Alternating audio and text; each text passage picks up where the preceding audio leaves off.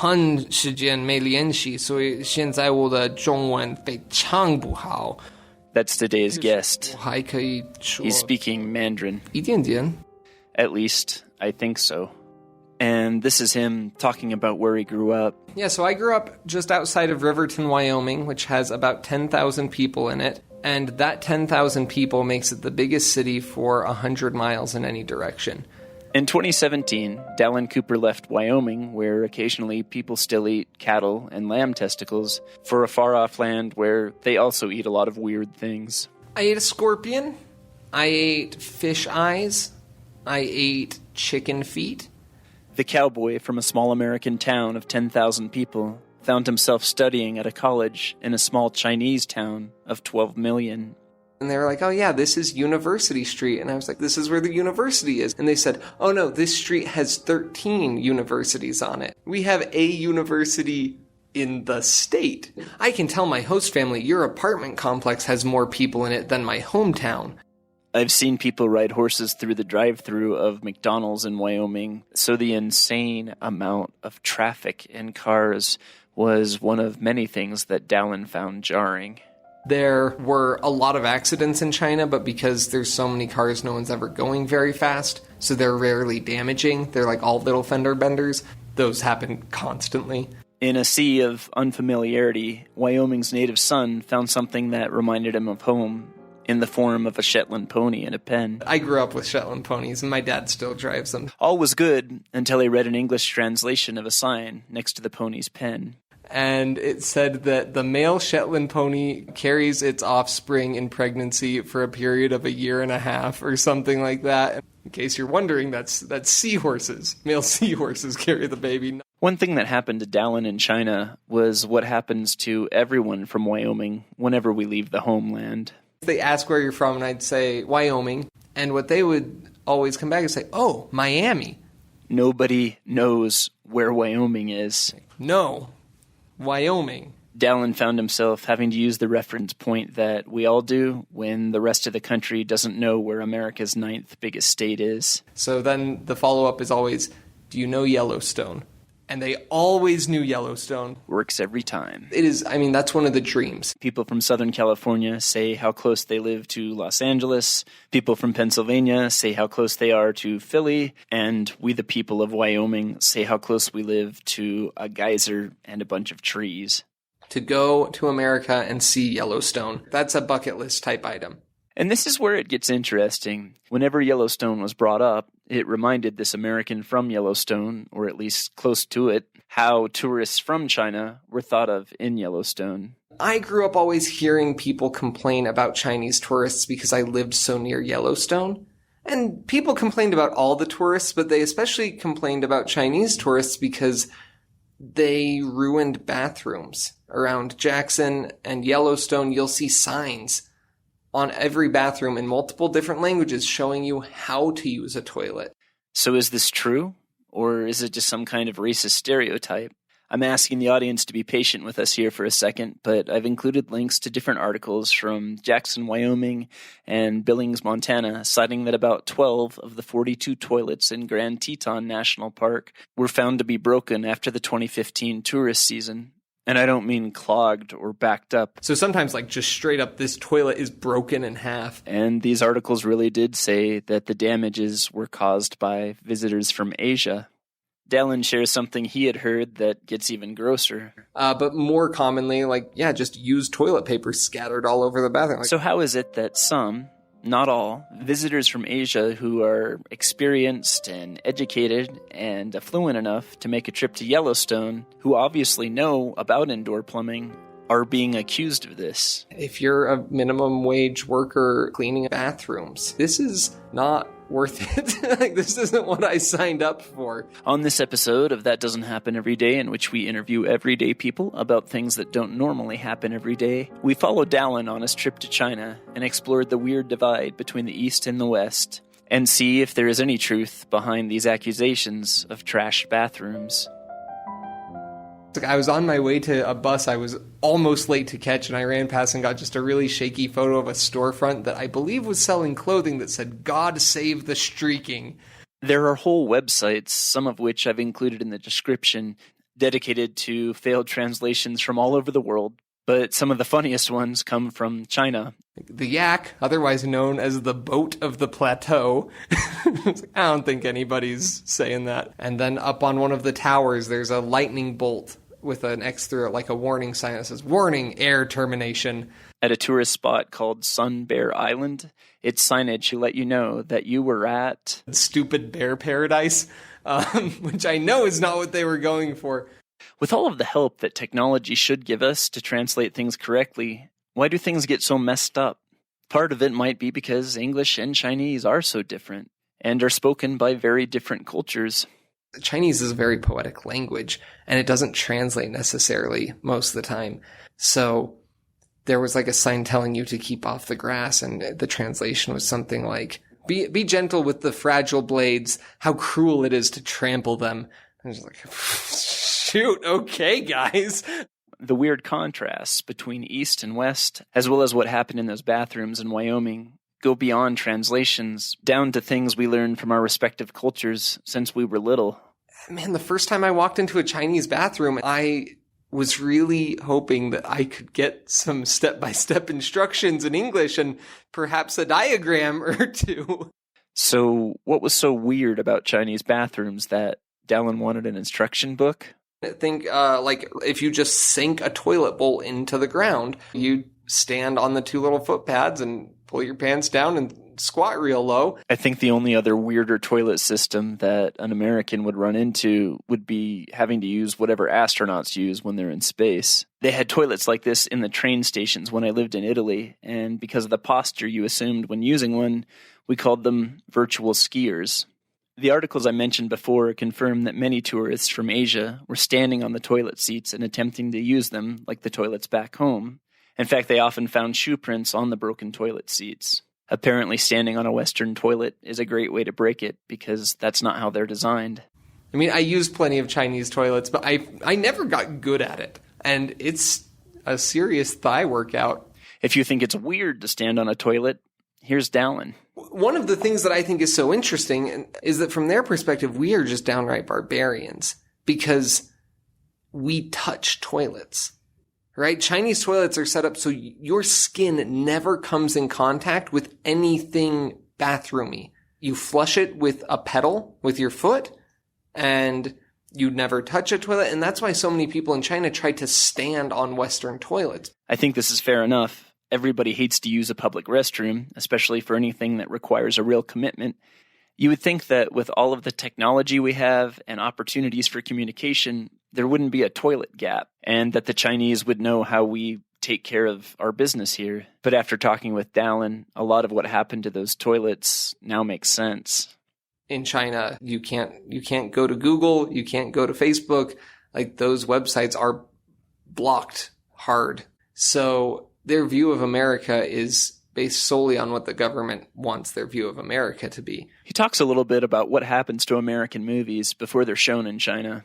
If someone's wearing too revealing of clothing, they'll cut that or modify it. If there is something ideologically that they disagree with, like if you had a map in a movie and it had Taiwan labeled on the map, like that wouldn't be allowed to be shown in China, because Taiwan is part of China in China. So maybe there aren't a lot of movies in China showing Westerners sitting on toilets. Even in the United States, just a toilet wasn't shown in any major movie until the 1960 release of Psycho, because people thought it was inappropriate.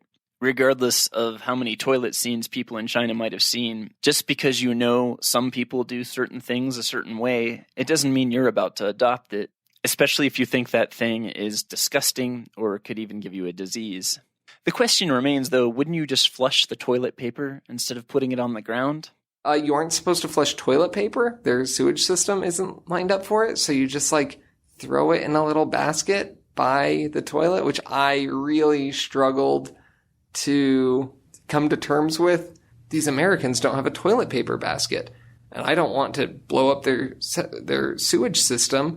So they don't have any other choice but to throw it on the ground. And it's just a lack of communication. People don't understand the country they're going to. Dallin shares something else about the level of control and monitoring and conformity he saw in China. This might be reaching a little bit too far, but it might be worth looking at about why you wouldn't flush toilet paper. Our tour guide told us when we went to Tiananmen Square, there are things you don't talk about. In China, there was no massacre at Tiananmen Square. That's not a thing that happened. Tiananmen Square is a memorial to Mao Zedong, and that's the only reason you would go. And there are guards all over, just standing, and as far as many Chinese people know, that is it. Nothing ever happened there. You don't talk about Tibet. You don't talk about Taiwan. That was the 3 Ts.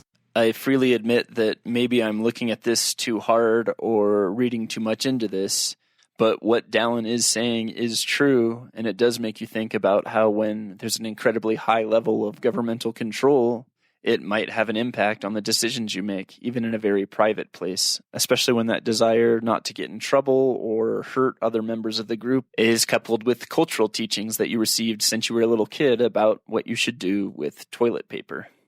Despite how gross it can be to sit on a public toilet, to be truthful, I don't think it's ever actually hurt me or made me sick or anything, and I don't think that's actually happened to anybody else I know either. But if you want to tell the Chinese to just get over it, let's take a trip to the food market with Dallin and see how bad you want to just get over it. Like you go down underneath a building and all of a sudden there's just very interesting meats. Like here's a whole skinned iguana, and here's like a lady scooping these big round balls out of a bowl into a bag to weigh them. And then she dropped one, and it rolled away, and then it uncurled and started walking away, and there were these giant, like, beetle bug things, and I was like, oh my goodness, I thought that those were, like, balls of chocolate or something, like meatballs. Even though just, like, sitting on a toilet seat probably won't hurt you, how bad do you want to try something that you've been told all your life is disgusting? So fish eyes, just, at least the one I had, which was absolutely phenomenal. Just tasted like really tender, well-cooked fish. Like I never would have known, and it was delicious. So are you excited to try fish eyes now? Dallin said they tasted good, and just like sitting on a toilet, it won't hurt you. So why don't you try them? What about a fried scorpion? So there's huge scorpions, like bigger than your hand, where you got to take like chomps out of them. But what I got was a skewer of little ones, and they're seasoned and fried, and it was just like chips. You know, they were crunchy, and they were well seasoned, and they were tasty. And yeah, they cut off the stinger and the pointy parts of the claws. I mean, they're crunchy still. Dallin didn't get sick from eating chicken feet either, but he does admit they were not his favorite. Yes, and like you can see the bone sticking up out of the top, like that's where you hold it. And they have everything on them. So the skin is rubbery and fairly tasteless, and I'm told that the part that's good is the little bit of meat and then like the marrow between the bones and the different things. But it's like, it is just a fight to get through the rubbery skin, and I couldn't manage to do it without the claws, like scratching at my cheeks and in my mouth. I'm sure some of that was my inexperience, but it felt like a lot of work and a lot of avoiding claws in order to have boiled skin, which... Side note, everything Dallin just said about eating chicken feet is exactly how I feel about eating lobsters. Lots of work, lots of sharp little pieces, and not that much meat. F- to chicken feet. Big thumbs up to fish eyes and scorpions. Well, on the subject of tourism and cultural differences, have you ever run into tourists from Asia who want to take a picture with you or your kids, even though they don't know you? I really don't think this is a bad thing at all, but it is kind of funny. The comedian Jim Gaffigan mentioned how on his trip to China, everyone wanted to take pictures of his blonde kids. And even when I was in Europe, a lot of the Asian tourists there wanted to take pictures with my very blonde little boy. I've included an article about why this is a thing, but in a nutshell, if almost everyone of the 1.4 billion people in your country have straight black hair and dark eyes, it's fun to take a picture with someone who looks different, or in Dallin's case, very different. I'm a redhead, full fluorescent ginger hair, and by China standards, I'm enormous. I'm not a huge guy, I'm like 5'10", but those two things alone already make me an insane oddity in China. And I was walking with another American student who had curly blonde hair, and we were trying to get back to our bus. We needed to go like 100 yards, 200 yards to get to the bus. It took us half an hour because we got stopped 14 or 15 times and asked to take photos with people because we just looked that weird to them. Another odd phenomenon involving tourists and national parks in Wyoming are all the headlines that come out every summer about someone that hurt or got hurt by a bison or a bear or some other type of wildlife.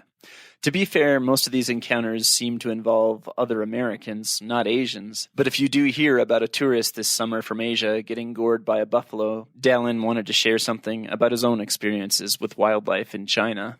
In China, if you can get to the animal is probably safe. There were places, little parks or tourist places where there would just be a deer or an elk type thing and you could just go pet it. Where if the animal is dangerous, they won't let you get to it. When I went to the tiger sanctuary, there were bars and barbed wire and they're going to keep you safe. And then they come to Wyoming and us barbarians just let innocent random bystanders get gored by buffalo. Like, how could we? Our American attitude about freedom versus safety resulted in a common question Dallin got a lot. Several times I got the question, like, does everyone in America really own guns? In China, the only people who own guns are the government or criminals. Like, there's no in between. And I would laugh and say, well, not everyone, but in Wyoming, yes, for sure. A good rule of thumb in Wyoming is that at any point, anyone around you could and likely does have a gun in their pants. And for me, that's comforting, not unsettling.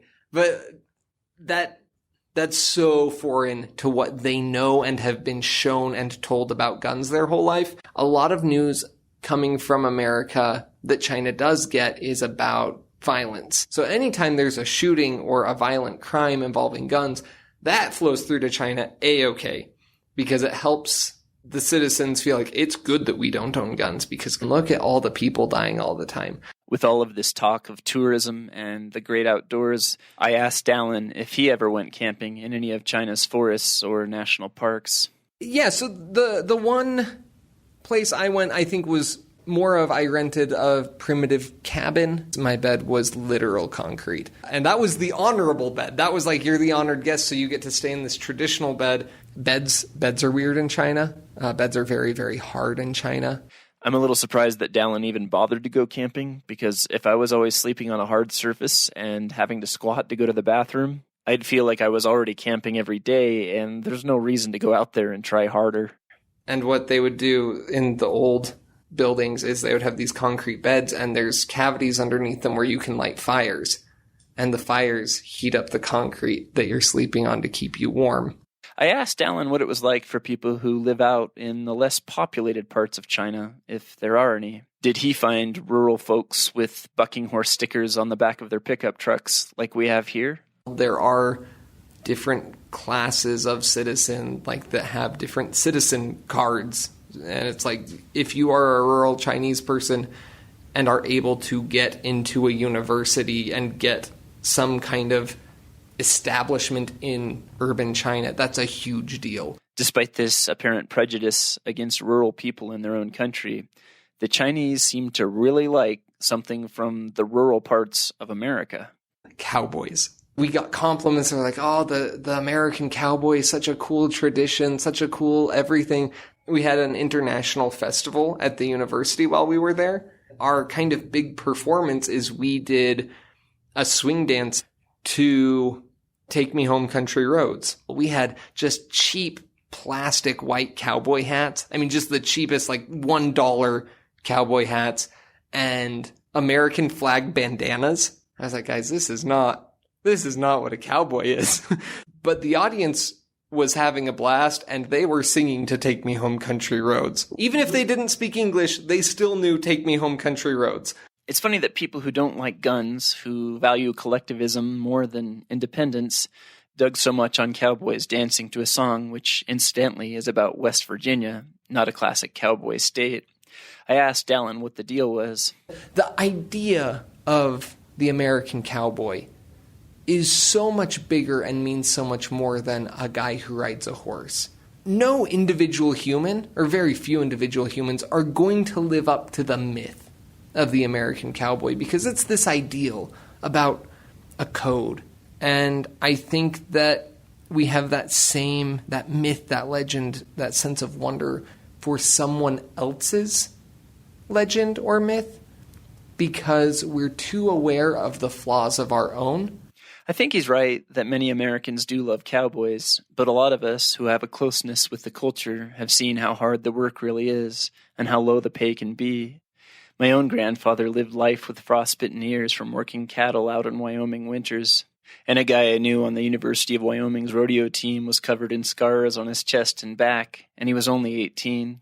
I've also interviewed at least 3 cowboys who were missing parts of their fingers. It gives us something to look up to, something to emulate, something to strive towards.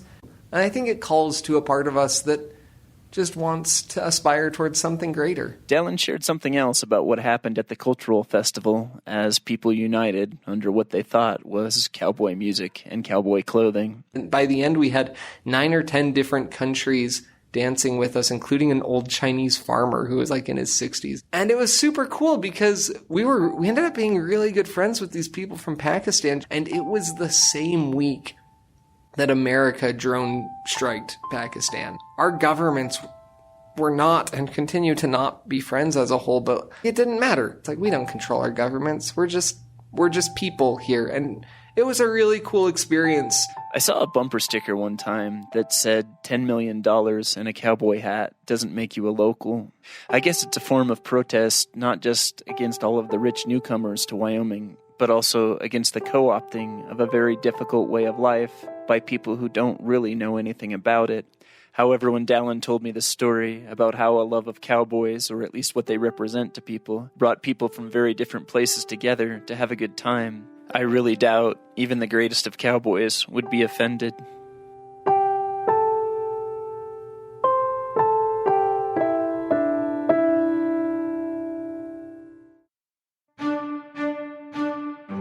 Today, Dallin Cooper is a professional speaker who talks with groups about understanding different perspectives and challenging the assumptions we make about each other. You can book him through the links available in the description. You can also buy his book, Get on the Bull, Developing Attitudes and Behaviors for Successful Leadership, which is also linked in the description. You can also check out his podcast that seeks to understand why people do strange things, kind of like we did today.